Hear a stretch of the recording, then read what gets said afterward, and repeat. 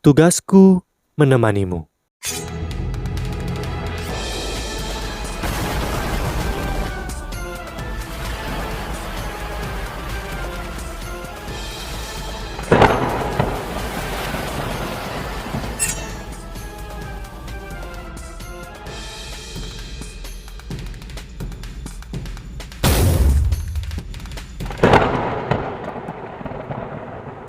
Hai sahabat Pasuk, kami akan menceritakan kisah novel Solen 2, Sekte Tang yang tak tertandingi. Berikut kisahnya. Alam Dewa, keluarga Tangsan. Lingkaran cahaya lembut itu mirip dengan sepasang tangan seorang ibu ketika mereka menyentuh dengan lembut kulit halus awan, menciptakan perasaan yang sangat indah yang tampak nyata dalam ruang ilusi. Tampaknya juga ada istana yang tidak jelas namun megah tidak jauh dari sana, tetapi hampir tampak seperti ilusi ketika lingkaran cahaya lembut menyentuhnya. Sosok diam-diam berdiri di dalam awan untuk waktu yang lama, menatap ke kejauhan tanpa akhir pada sesuatu. Dia memiliki rambut biru panjang yang menjuntai ke lantai seperti air terjun. Jika bukan karena perawakannya yang mengesankan dan bahunya yang lebar, mungkin dia akan dikira seorang gadis jika Anda hanya memandangnya dari belakang. Jubah birunya yang mewah tampak berisi air yang berdesir. Seseorang harus hati-hati melihatnya. Tatapan mereka akan langsung tertarik pada jubah berwarna biru tua. Seluruh jiwa mereka bahkan mungkin terserap ke dalam warna biru yang dalam dan tak terbatas yang tampaknya menyerupai lautan. Namun, dari sepasang mata yang sama pada wajahnya yang tampan, sepertinya dia tidak lebih dari 20 tahun. Matanya seperti lubang hitam. Namun, pada saat yang sama, semuanya tampak merangkul semua. Kadang-kadang, kilatan ungu akan berkedip di matanya yang akan mengejutkan jiwa seseorang. Ini secara instan akan menciptakan perasaan yang indah yang dapat menentukan hidup atau mati seseorang. Hai, pria itu menghela nafas dengan ringan. Ekspresi sedih muncul di wajahnya. Dia sedikit mengerutkan alisnya, seolah-olah dia sedang memahami rahasia langit dan bumi. Saudara ketiga, suara lembut bergema. Sesosok muncul dari ruang ilusi, tiba di samping pria muda berpakaian biru. Dia biasanya memegang lengan pria itu dengan lembut. Kelancaran tindakannya membuatnya tampak seolah-olah dia telah melakukannya berkali-kali di masa lalu. Dia menggunakan gaun panjang berwarna merah muda, dan dia memiliki rambut panjang yang telah dikepang yang terbungkus lembut di belakang punggungnya. Anda bisa melihat lehernya yang indah dan tubuhnya yang ramping dari belakang. Sementara gaun panjangnya melilit pinggangnya, semakin menonjolkan sosoknya yang sempurna. Senyum tipis muncul di wajahnya yang cantik saat dia menarik lengan pria biru itu. Dia dengan lembut meletakkan kepalanya di bahunya, menyebabkan kepangannya jatuh di sebelah rambut biru panjang pria itu. Mereka dengan tenang melingkarkan rambutnya, memutar rambut panjang pria itu. Senyum penuh kasih mengandung sedikit ketidakberdayaan muncul di wajah tampan lelaki berbaju biru itu. Meskipun kau sudah menjadi seorang ibu, kau masih sangat nakal. Wanita yang mengenakan gaun merah muda itu agak tidak puas ketika dia cemberut. Jadi, bagaimana jika aku seorang ibu sekarang? Apakah itu berarti saya tidak bisa membuat ulah? Bukankah kamu masih dipanggil Tangsan? Meskipun kamu sekarang adalah penegak alam dewa dan dewa laut, kamu masih kakak ketiga saya. Suatu kali Shawu mendengar Tangsan membesarkan putri mereka, tatapan lembut langsung menyentuh matanya. Shauki terlalu melekat. Kita hanya punya waktu bersama ketika dia tidur. Saudara ketiga, saya melihat bahwa Anda tidak senang sebelumnya. Apakah itu karena masalah di Bunodoulo? Tangsan menganggukkan kepalanya ketika dia dengan ringan menghela nafas dan berkata, "Satu hari di alam dewa setara dengan 1 tahun di dunia fana. Itu berlaku untuk setiap bidang. Saya awalnya ingin tinggal di Bunodoulo untuk jangka waktu tertentu, tapi saya terpaksa kembali ke alam dewa untuk mengurus situasi umum di sini. Karena bertarung antara God Kings, Kindness, dan Evil. Namun saya tidak berpikir bahwa Sekte Tang akan membusuk setelah hanya 20 tahun berada di alam dewa, yang setara dengan 10.000 tahun di Bunodoulo." Shawu dengan sedih berkata, kebaikan dan kejahatan terlalu licik. Mereka terlalu tidak bertanggung jawab, menggunakan taruhan mereka sebagai alasan untuk turun ke dunia fana. Mereka sebelumnya menemukan pasangan suami istri untuk menggantikan posisi ilahi mereka. Namun, pengalaman sebelumnya pasangan itu terlalu menyedihkan. Jika bukan karena itu, Anda bisa membiarkan mereka mengurus situasi umum di sini dan bisa sedikit lebih santai. Tangsan berkata, dari luar, Posisi Enforcer dan God King tampaknya merupakan posisi yang sangat tinggi. Tetapi mereka bukan tanggung jawab yang semua orang mau lakukan. Benua Doulo jelas telah menjadi agak kacau karena perubahan yang telah terjadi dalam 10.000 tahun terakhir, terutama benturan benua yang terjadi akibat pergeseran kerak bumi 4.000 tahun yang lalu. Tidak hanya itu, menyebabkan benua Doulo menjadi lebih dari 2 kali lipat. Itu juga menyebabkan banyak perubahan terjadi pada benua Doulo. Xiao berkata, Sekte Tang juga mulai menurun pada saat itu.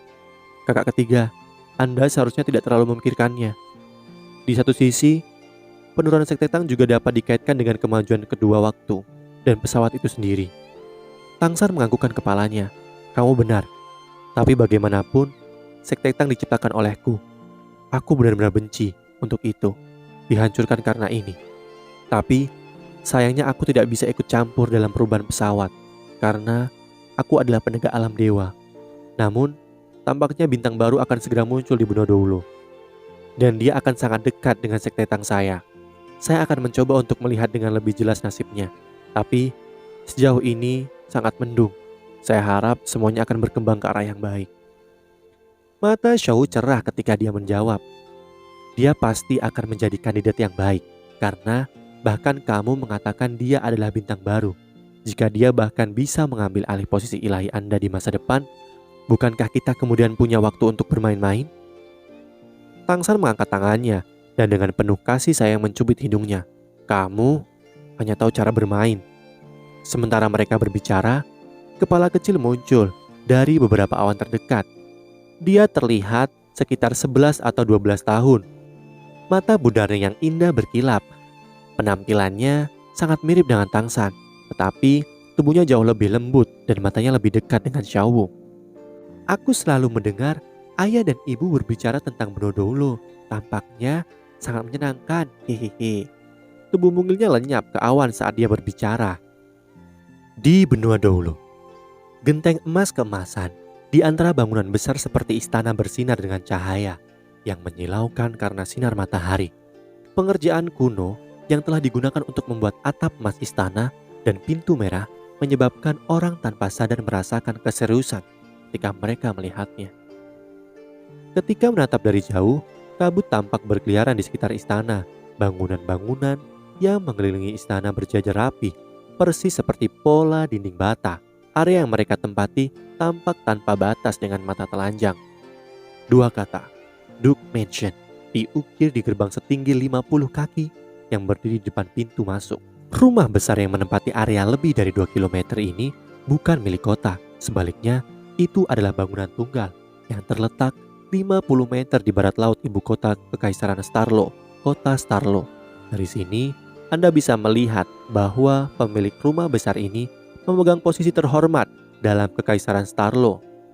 Selama waktu hari ini, sinar matahari yang cerah dan indah akan menyinari ubin atap berkilau, menyebabkan lapisan emas menyilaukan menutupi keseluruhan rumah Duke. Anda bahkan bisa samar-samar melihat pemandangan ini di atas tembok kota Starlo City. Pintu belakang area utara Duke Mansion terbuka tanpa suara, dan sesosok kurus keluar. Sosok itu adalah seorang pemuda yang tampaknya berusia sekitar 11 atau 12 tahun. Perawakannya proporsional, dan dia mengenakan kemeja kain abu-abu yang sederhana namun bersih. Dia juga memiliki seuntai kain kecil di punggungnya. Rambut hitam pendeknya tampak rapi dan rapi. Pandangan tegas yang dipenuhi dengan intensitas yang melampaui semua teman sebayanya pada usia yang sama hadir di wajahnya yang tampan. Setelah dengan lembut menutup pintu belakang Duke Mansion di belakangnya, pemuda itu dengan cepat berlari beberapa langkah ke depan. Namun dia tiba-tiba berhenti untuk melihat kembali ke rumah Duke. Matanya yang biru tua dipenuhi dengan kebencian. Ibu, awasi aku dari tanah kematian. Tidak peduli seberapa keras saya harus bekerja, akan ada hari ketika saya kembali dan menginjak-injak semua yang ada di sini di bawah kaki saya. Karena itu, saya akan menghormati Anda dengan mengubah nama keluarga saya menjadi milik Anda. Huo. Mulai sekarang, namaku ada Huo Yuhao. Setelah menyelesaikan kalimatnya, dia berbalik menghadap Duke Mansion dan menatapnya dalam-dalam. Kemudian dia berbalik dan pergi tanpa pikir panjang. Dia tidak menuju Starlo City yang terletak di barat daya Duke Mansion. Sebaliknya, dia pergi ke utara. Sosok mungilnya berangsur-angsur menghilang ke kejauhan saat sinar matahari siang yang kuat menyinari dirinya. Meskipun tubuhnya kurus, cara yang ditinggalkannya sama sekali tidak menimbulkan perasaan tak berdaya sama sekali. Ada jalan lebar di semua sisi Duke Mansion. Wo Yuha terus berjalan ke depan, matanya perlahan berubah semakin memerah.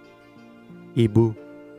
Ekspresi tidak mau dan tidak diinginkan yang dimiliki ibunya ketika dia meninggal tanpa sadar muncul dalam pikiran Wo Yuha, menyebabkan dia mengepalkan giginya dengan erat.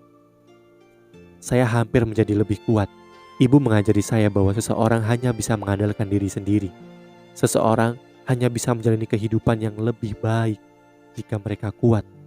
Adegan-adegan dari ingatan Wo Yuha tanpa henti melintas di benaknya. Ibu Wo Yuha telah menjadi salah satu pelayan pribadi Duke dan tumbuh bersama Duke. Seorang pelayan pribadi hanya ada demi melayani tuannya, tetapi Wo Yuha diam-diam muncul di dalam perut ibunya suatu malam 12 tahun yang lalu. Dia hamil selama 10 bulan sebelum akhirnya melahirkan suatu hari. Terlepas dari apa yang identitas ibu Wo Yuha sebelumnya miliki, ia masih putra adipati. Oleh karena itu, meskipun perlakuannya di dalam istana tidak dapat digambarkan sebagai hal yang baik, itu masih tidak terlalu buruk. Ibunya tidak lagi tetap menjadi pembantu dan mengandalkan kemuliaan anaknya untuk mendapatkan halaman untuk dirinya sendiri. Dengan demikian, semuanya seharusnya berlanjut tanpa masalah. Tetapi, siapa yang bisa tahu bahwa bencana akan tiba begitu cepat? Sang Duke pergi berperang sebagai perwakilan Kekaisaran Starlo, meninggalkan semua urusan internal istana kepada istri adipati. Istri adipati sudah memiliki 2 putra dan seorang putri, dan dia memperlakukan apapun yang dapat mempengaruhi anak-anaknya sebagai hal-hal yang perlu ditekan. Segalanya cukup baik bagi Wo Yuha dan ibunya saat Duke berada di mansion. Tetapi ketika dia pergi, mansion menjadi dunia istri Duke. Selain itu, dia adalah putri favorit Kekaisaran Starlo saat ini. Ibu Wo Yuha tumbuh besar di samping Duke yang membuatnya sangat disayanginya. Karena itu, dia selalu iri pada istri adipati. Ketika Duke pergi, dia segera menjadi target utama bagi istri Duke. Dengan alasan ibu Wo Yuha terjangkit penyakit menular, dia mengejar mereka ke gedung kayu pelayan yang terletak di bagian belakang mansion. Selain itu, dia memotong semua sumber pendapatan mereka saat ini. Wo Yuha baru berusia 2 tahun ketika itu terjadi. Ibu Wo Yuha tidak memiliki tubuh yang sehat sejak awal, sehingga gaya hidup yang sulit yang harus mereka jalani menyebabkan tubuhnya runtuh secara bertahap. Para pelayan di bawah kendali istri adipati akan sering menekannya, menyebabkan dia tiba-tiba meninggal karena penyakitnya. Ketika Wo Yuha berusia 10 tahun, 4.000 tahun yang lalu, benua Doulo bertabrakan dengan benua Sanmun yang melayang akibat Samudra Barat. Hal ini mengakibatkan daratan benua Doulo menjadi sangat diperluas, tetapi juga menyebabkan frekuensi perang di benua Doulo meningkat. Benua Doulo awalnya dibagi menjadi 2 negara 10.000 tahun yang lalu, negara Tiando dan negara Starlo. Namun, benua Doulo sekarang telah dipecah menjadi 3 negara. Dari keduanya, Kekaisaran Starlo masih ada, tetapi keluarga kerajaan telah berubah. Untungnya, mereka telah menenangkan semua kerajaan mereka pada saat itu, memungkinkan seluruh Kekaisaran Starlo tetap bersatu, dan dengan demikian mengakibatkan mereka menjadi kekuatan terkuat dari ketiganya.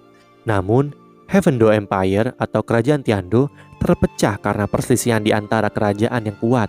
Pada akhirnya, itu dibagi menjadi Kekaisaran Jiwa Surgawi dan Kekaisaran Roh Do. Benua Sanmun yang telah melayang dari barat memiliki luas permukaan yang luas dan sumber daya yang melimpah.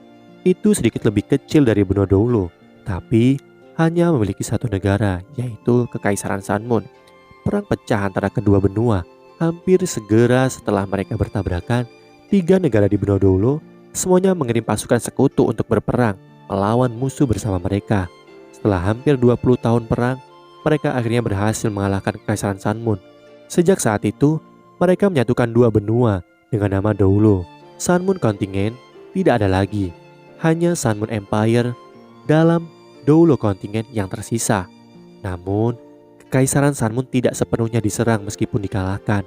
Mereka mengandalkan keuntungan alami mereka, serta pandangan yang saling bertentangan dari 3 kekaisaran benua Doulo untuk secara bertahap membentuk situasi yang stabil dan menemui jalan buntu antara keempat pihak. Namun, perang masih terjadi setiap tahun karena seringnya perang yang harus diikuti oleh Duke yang menghabiskan sangat sedikit waktu di dalam mansion karena istri Duke sengaja menyembunyikan masalah ini. Ibu Huo Yuhao secara bertahap dilupakan oleh Duke. Ketika Duke bertanya tentangnya, istrinya hanya mengatakan bahwa Ibu Huo Yuhao jatuh sakit. Ibu Huo Yuhao telah menderita banyak kesulitan pahit saat dia membesarkannya. Ketika dia berusia 6 tahun, dia melakukan kebangkitan jiwa bela diri di dalam mansion. Jiwa bela diri adalah sesuatu yang dimiliki semua orang di Bunodoulo. Meskipun Kekaisaran Sanmun telah berkembang dengan cara yang berbeda dibandingkan dengan ketiga kekaisaran lainnya, jiwa bela diri masih menjadi salah satu konsep dasar mereka. Setiap orang secara alami memiliki jiwa bela diri yang dapat dibangunkan pada usia 6 tahun. Jiwa bela diri bisa berupa apa saja, dari alat hingga binatang. Jiwa bela diri tipe binatang disebut sebagai Besoul. Sementara semua jiwa bela diri lainnya yang bukan Besoul secara kolektif dikenal sebagai Tall Souls. Namun, secara alami ada beberapa jiwa bela diri yang memiliki mutasi. Jadi, mereka adalah pengecualian dari aturan ini. Setelah kebangkitan jiwa bela diri seseorang, sejumlah kecil orang akan memiliki kekuatan khusus bersama dengan jiwa bela diri mereka. Kekuatan itu disebut kekuatan jiwa. Hanya orang-orang yang memiliki kekuatan jiwa yang memiliki kemampuan untuk berkultivasi dan untuk menjadi profesi paling mulia di Bunodoulo, seorang guru jiwa. Master jiwa dipisahkan menjadi 9 peringkat yang berbeda, dari terendah ke tertinggi. Mereka adalah cendekiawan jiwa, penguasa jiwa, penatua jiwa, leluhur jiwa, raja roh, kaisar jiwa, sage jiwa, jiwa doulo, dan gelar doulo. Penguasa jiwa akan meningkat dalam kekuatan ketika peringkat jiwa mereka meningkat. Jika seseorang berhasil mencapai tingkat tertinggi dari titel doulo rank, seseorang akan memiliki kemampuan yang menakutkan untuk memindahkan gunung dan lautan, serta bahkan menggeser bintang-bintang. Orang-orang yang berada di antara peringkat pertama dan ke-10 dari kekuatan jiwa berada di bawah kategori jiwa cendekia. Ketika jiwa bela diri seseorang terbangun, kekuatan jiwa bawaan mereka akan menandakan bakat mereka untuk menjadi guru jiwa. Dengan demikian, seseorang dengan bakat yang lebih besar akan memiliki kecepatan kultivasi yang lebih besar. Jika seseorang memiliki Soul Force peringkat 10, setelah jiwa bela diri mereka terbangun, mereka akan menjadi orang yang berbakat dengan Soul Force penuh bawaan. Orang itu dengan demikian akan disebut sebagai Master Genius jiwa. Seorang guru jiwa yang jenius akan memiliki prestasi besar dalam hidupnya selama jiwa bela dirinya tidak terlalu buruk. Meskipun Huo Yuhao adalah putra adipati, dia belum mewarisi jiwa bela diri yang kuat dari adipati. Jika dia punya, istri Duke akan harus melaporkan jiwa bela dirinya ke Duke, terlepas dari apakah dia menyukainya atau tidak. Sejak saat itu, Huo Yuhao dan nasib ibunya juga akan berubah. Sayangnya, mutasi yang sangat langka muncul dalam jiwa bela diri Huo Yuhao. Dia memiliki mata roh di luar 2 kategori utama jiwa bela diri. Ada subkategori yang sangat kecil yang dikenal sebagai jiwa tubuh.